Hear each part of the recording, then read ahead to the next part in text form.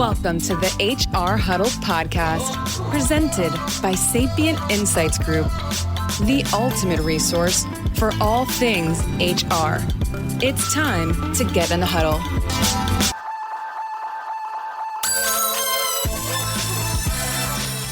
Hello, everyone. Welcome back to the HR Huddle. I'm your host, Teri Zipper, CEO and Managing Partner at Sapient Insights Group.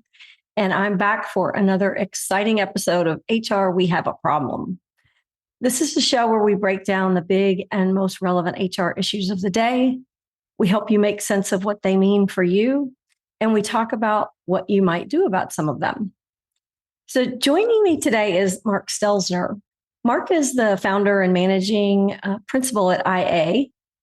He spends a lot of time advising the C-suite. I first met Mark a number of years ago when I was on the product side and we were seeking advice from smart people. Welcome, Mark. Great to finally have you on the show. Thanks, Teri. Big fan of the show. Happy New Year. Pleased to be with you. Looking forward to today's conversation. Happy New Year to you too. How was your holiday? Short? No, it's never long enough, right? No, actually, for the first time in a while, I would say I was really good at trying to step away. We went on a few trips and just tried to do a little bit of nothing, which was glorious. I'm not going to lie. Shut off all the notifications from all the different devices and medium. Certainly, like you, when leading a business, have to close out our fiscal year and take all the responsibilities of running a shop. But really, it was a nice break. Thank you for asking, and looking forward to another super fascinating and interesting year. Awesome. Well, Mark and I had a conversation last month about, dare I say, compliance, and decided that was worth a dialogue. And I think we can actually make this an interesting topic and relate it to what a lot of people are doing today, going through with respect to compliance. So don't go away. Mark, does that sound like a good plan to you? I think it sounds like a great plan. Thanks, Teri. Awesome. Then let's get into the huddle. So here we are. It's 2024. Some things change. Many things stay the same. Compliance is still a challenge for us, right? I mean, we have to many times make decisions before we know the potential consequences of those decisions. And there's just a lot of work that we have to do from an HR perspective around things like compliance that are basically table stakes for the work that we do. There's a lot of fun stuff we want to do, but there's all the other basic stuff that's got to get done, right? Absolutely. And I think of something like compliance can either serve as a distraction or an accelerant in terms of how one runs their people function around the world.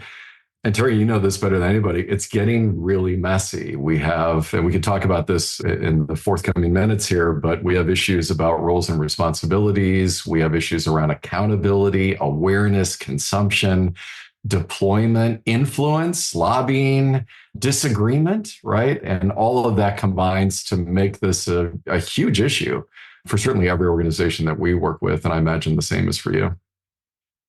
Yeah, it is. One of the things I think is going to be interesting about this topic is I think some of these things apply to small and large businesses. And as small businesses starting to grow, we're growing outside of our banks. We're not working in offices, we're working remotely.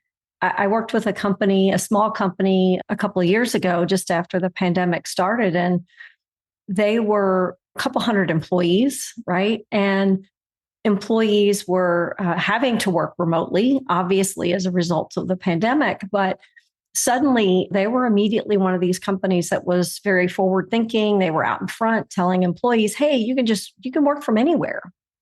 And they kind of didn't know what they were committing to. And before you knew it, they had people that wanted to move back home to Germany and Australia, not just to Michigan and Ohio, right? So it really is a very different working world out there now. And it's creating some new and interesting challenges for organizations, especially those that haven't had people working across states or across continents in the past.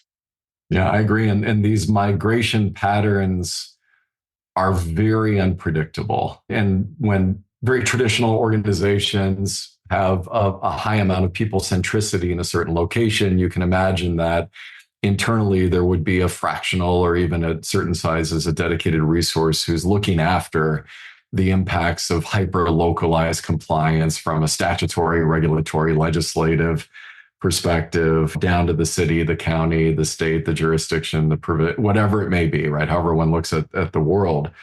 But small, medium, large clients alike suddenly experience exactly what you were describing. And before we knew it, weren't even necessarily aware of where our people were. So our systems weren't necessarily accurate. Two, we didn't necessarily maintain an understanding of the difference between work location and home location, right? Which impacts sort of all kinds of issues relative to compliance and regulatory controls. And number three, we don't have the resources. I mean, HR is a function that has constantly and consistently in my 3 decades in the function had to do more with less. And so at the end of the day, our resources that already have divided attention could not keep up with this highly distributed load, let alone just the unbelievably relentless changes in compliance and regulations that are coming everywhere around the world all at once. And what this has manifested is some organizations, their risk tolerance has changed. Teri, I'd be curious if you see this as well, that they sort of expect at some point that I'm going to get a letter, I'm going to get a fine, I'm just going to have to build this into my budget. And yet others are saying, listen, I want to do all these cool, interesting sort of next gen things, but our foundation is broken. So I'm going to have to over-index on investment in tools and technology and resources and partnerships, because I am not willing to tolerate a surprise multi-million dollar, euro, pound notice from a government entity that suddenly says, wow, I've got to defend my position in an area where I was underprepared. Yeah, it's kind of waiting for that IRS audit, right? Exactly. It's nerve-wracking, and you kind of forget about it as things go on and you're busy. And then all of a sudden something comes up and you're like, oh, wow. You're like, we got to figure this out.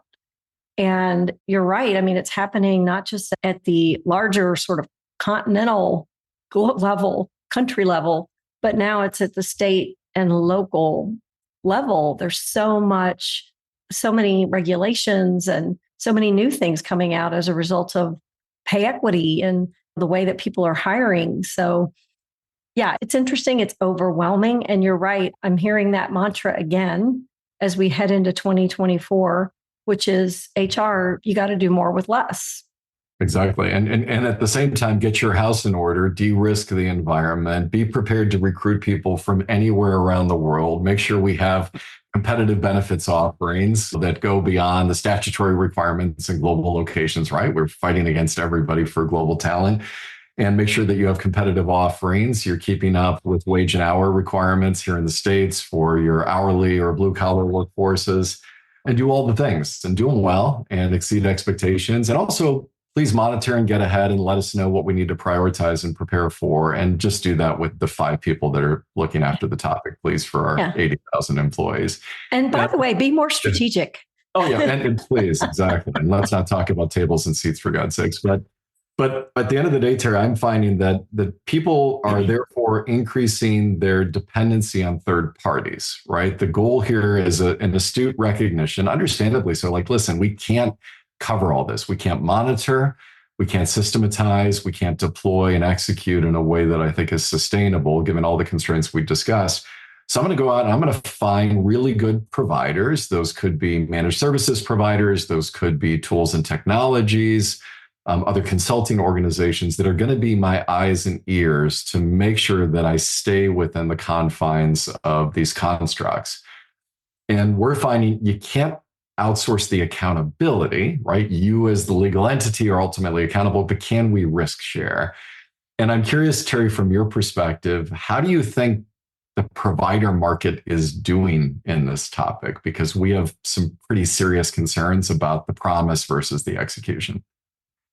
Yeah, I mean, I think there's a lot of work to be done there. And I think this has largely been a payroll and benefits issue. There's other issues as well, but it largely focuses on payroll and benefits. And the payroll providers are all over the place, right? There's hundreds of these providers that can manage payroll. And then there's as you said, there's outsourcers and people who do it, who knows what systems they use, right? But they're running and managing your payroll for you as an outsourced provider.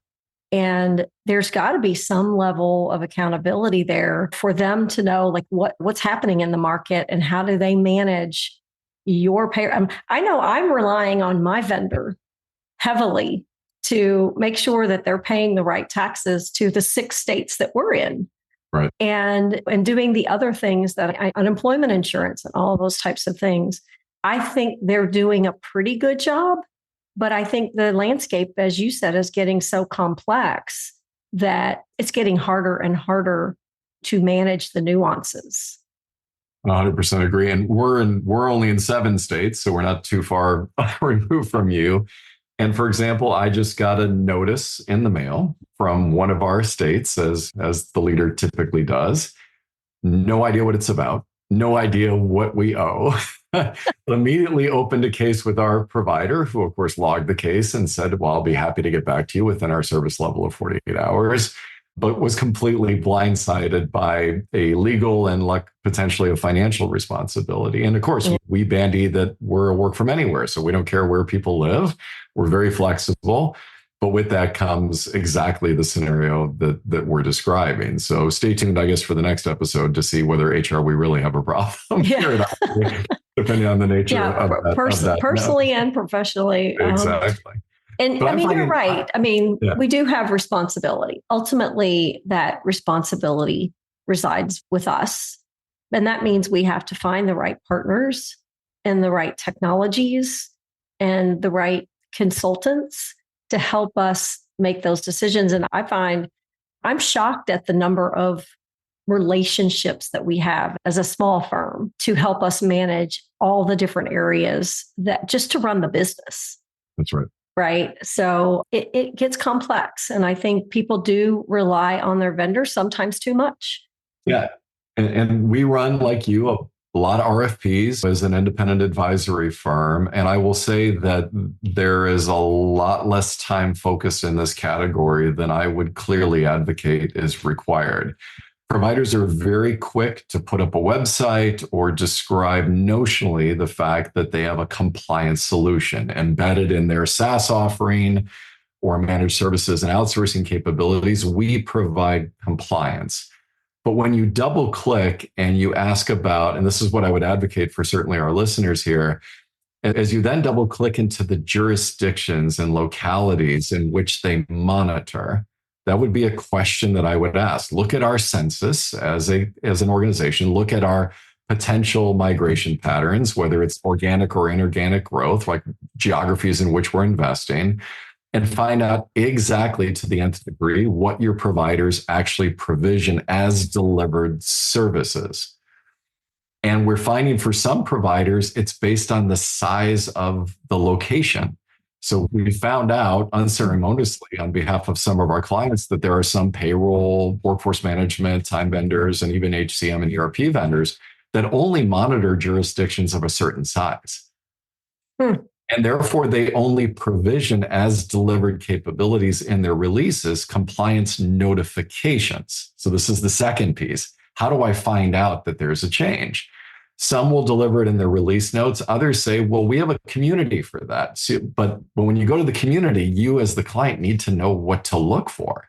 It's not always self-evident that there's something that the community is talking about or looking for, or that a new release may contain something, or more importantly, may not contain something that would be important to you. Then we have the actual release of the update. And then we have the internal governance process in the organization to review the update to agree on, in fact, that the update should be deployed. Because again, in fairness to the provider community, there are certain organizations that say we are willing to litigate or disagree or take on the risk of not being compliant in certain areas. We've worked with some archdiocesan organizations, for example, that take issue with certain provisions. We have other organizations that believe that their population does not qualify in the letter of the law as it theoretically would apply. So these providers send us updates, but in many cases, we have to say, turn it on. Like turn on that in your software. Then we actually have to regression test it and make sure it worked. And then we actually have to deploy it. And what The reason I'm bringing up this level of specificity is there are very few organizations that have thought about the internal governance process, or who of whom needs to be monitoring, ingesting, socializing, deciding, deploying, testing, and therefore confirming that we, in fact, are compliant in ABC, XYZ as it continues to come. And it's coming all the time. And then you combine it with the fact that our providers, of course, don't coordinate their releases. You and I have a number of providers of small companies. As your studies certainly would show, your research shows, we're talking dozens, if not hundreds of service providers around the world. So this is no small amount of coordination and tasking. And therefore, have we really thought about strategically planning for all of this? I don't know if you're finding, Teri, that organizations you're supporting have thought about the entire ecosystem or internal governance processes. I think they are. And I think just thinking about their overall technology strategy, for one thing, that's becoming a component that people are, spending more time with to better understand that part of it. But when you think about some of these bigger companies, of course, they're going to do a level of testing that is commensurate with the business that they operate, right? A lot of these small to mid-sized companies, I would submit that they're not doing anywhere near this level of testing. They don't have the ability to do that much testing. And there's a certain level of trust that you place in the organization that, I'm not sure they go and check, hey, did they pay my taxes to this particular state, right? They just wait for the notification that says, hey, we haven't gotten your taxes and we know you have 12 employees there. It's that kind of thing that I think you're right. People are waiting.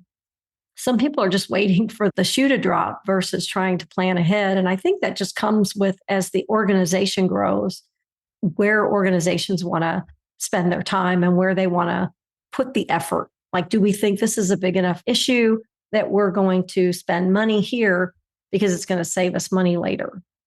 Absolutely. And I would posit, Teri, as we have a number of listeners that I imagine are going through the midst of a new implementation or maybe about to begin some form of a transformational effort in facets or holistically in their organizations, that this is something you have to think of at that moment. And for example, something you said triggered in me the fact that as we're implementing these solutions, if we, God forbid, use the word customization, if we deviate from the delivered capabilities and fields of these systems, we're actually inhibiting our ability to absorb these delivered capabilities. So let's go on a positive note. Let's presume the providers are doing an amazing job monitoring and deploying for us. But understandably, as the providers deliver with effective dating, the fact that these new requirements will go into effect on 1/1 of 2024 or so on and so forth, that because of the decisions you made in your deployment and in your configuration, unfortunately, that won't be automated. That would not be something that, even if you agree with and you turn it on, because of the level of configuration or customization that you deployed, you're going to have to do an extraordinary level of effort just to make sure that you can understand the implications to your configuration, which ironically perpetuates this dependency on our system implementation and managed service provider community.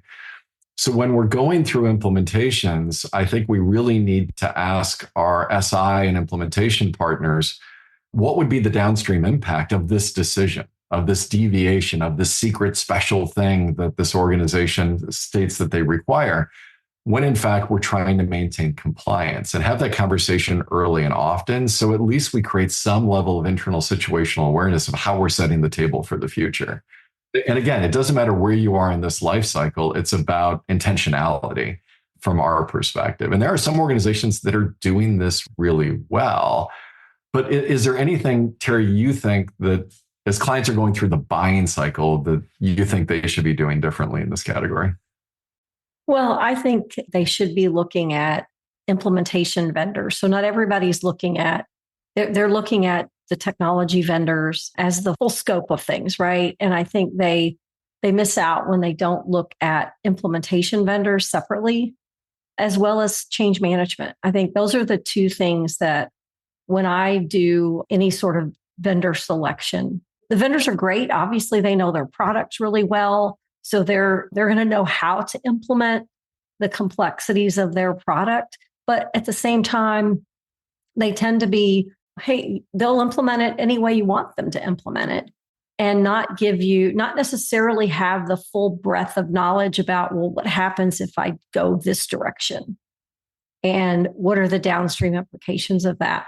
And I think that's where having a third party that does implementation becomes a more critical partner, because they can help you with those particular types of questions and help you document those things. I mean, if you really critically need to do something custom, then let's make sure that it gets documented to a level that it can be managed and you don't miss things because you just didn't realize you needed to worry about it.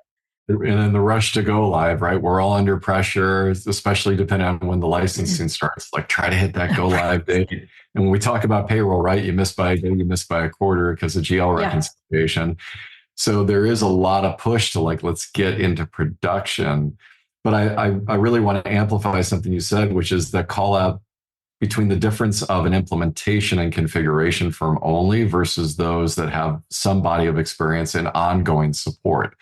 Only because those that have to live in these systems on behalf and in partnership with their clients have a higher level of maybe sensitivity and situational awareness to the long-term implications of the decisions that are made in the immediate term or near term. So I'm also thinking contractually, Teri, about things that are not super sexy and exciting to talk about, like limits of liability and indemnification. But if you are working with your internal and external counsel and you start to scenario plan and think about the ultimate exposure that the worst case scenario could potentially bring to your organization, I think quantifying that and then putting that up against the limits that are put against the LOL that's pro-offered by the provider or even those that surround the technology provider, that's where the rubber really meets the road. That's where you find out actually it's a very truth-telling moment where the providers will suddenly, in explicit clarity, define your accountability and responsibility as the organization versus their accountability and responsibility as a third party. Nothing like putting legal limits in place to suddenly put it crisply and clearly into relief. Yeah, you're absolutely right about that. And we like to help organizations think about what are the guiding principles, right, for this particular solution, right? Implementation, whatever it may be. There's a lot more planning that goes into getting ready for that acquisition, that purchase than people like to think about, right? It's not easy. And that's why I think people do hire third-party consultants to say, help us think through how we need to prepare for this. Because the better prepared we are before we actually jump in and start doing demos and getting RFPs and all that kind of stuff, the better we're going to know what we're looking for, how we can eliminate particular organizations based on them meeting our needs.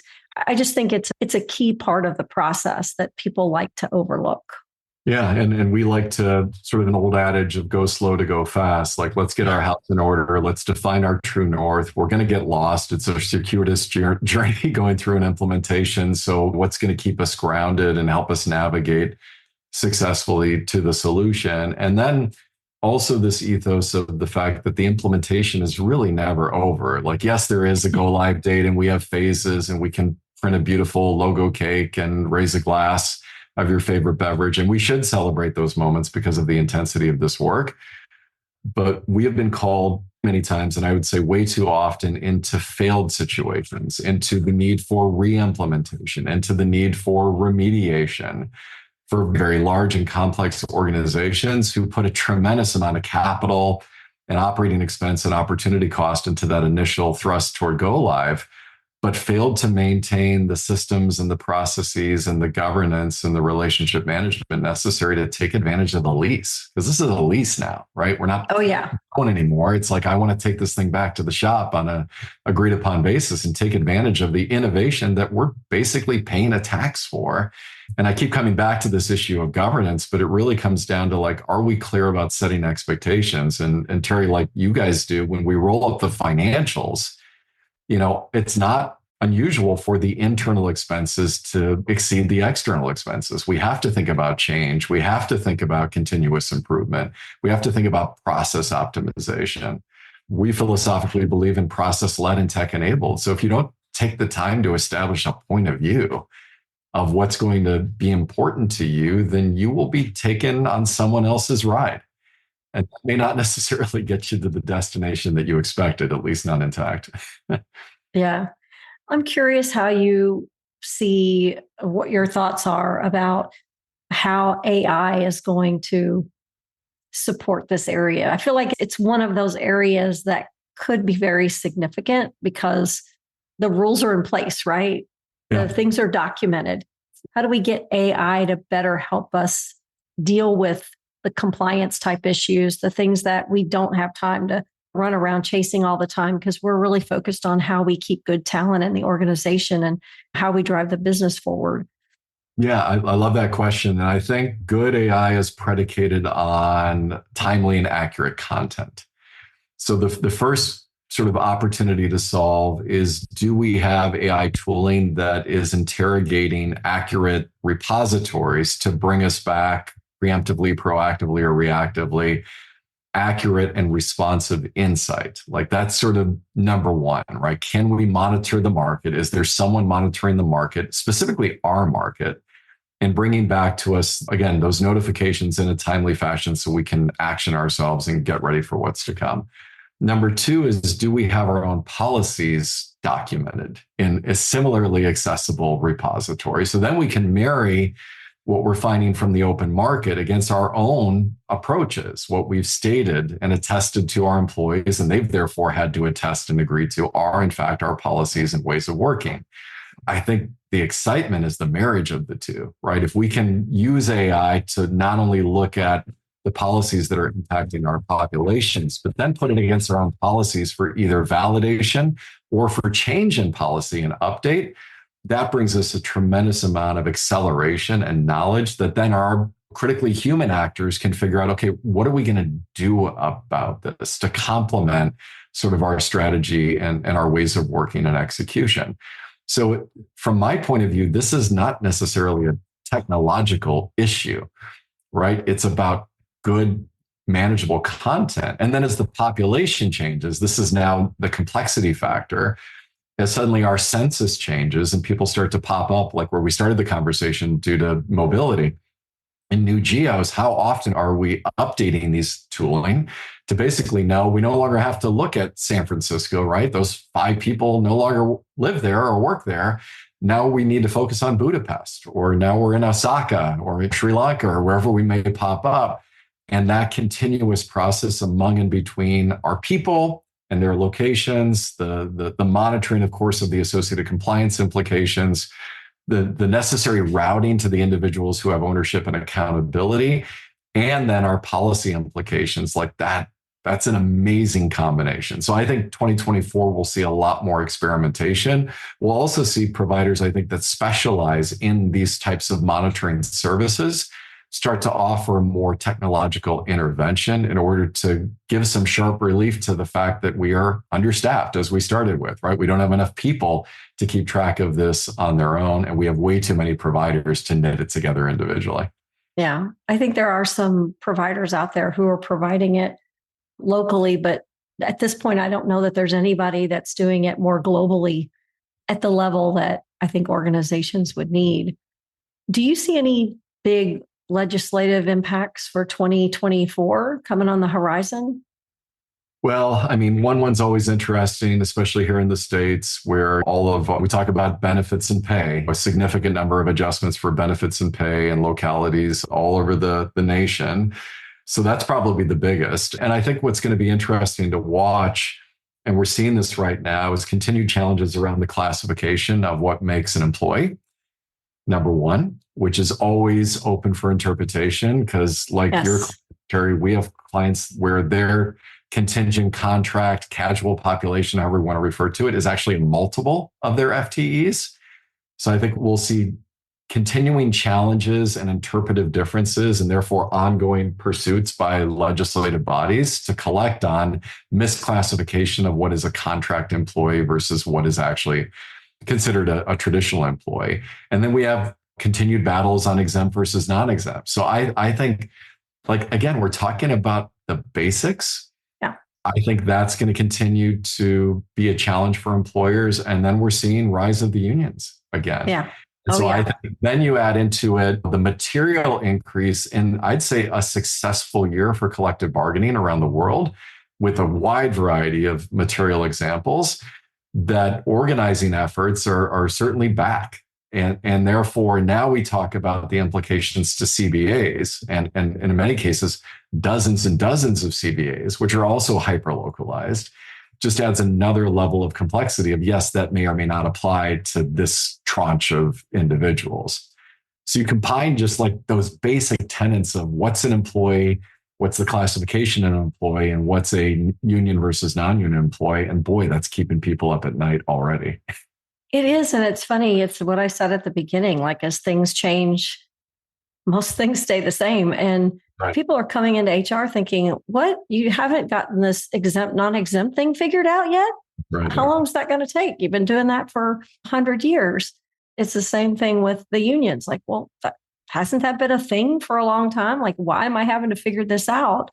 But it is. I mean, it is something that is evolving and changing, and organizations are having to look at that again. And it's HR's responsibility to at least bring that information to the table and to the organization and support the efforts that have to go on there.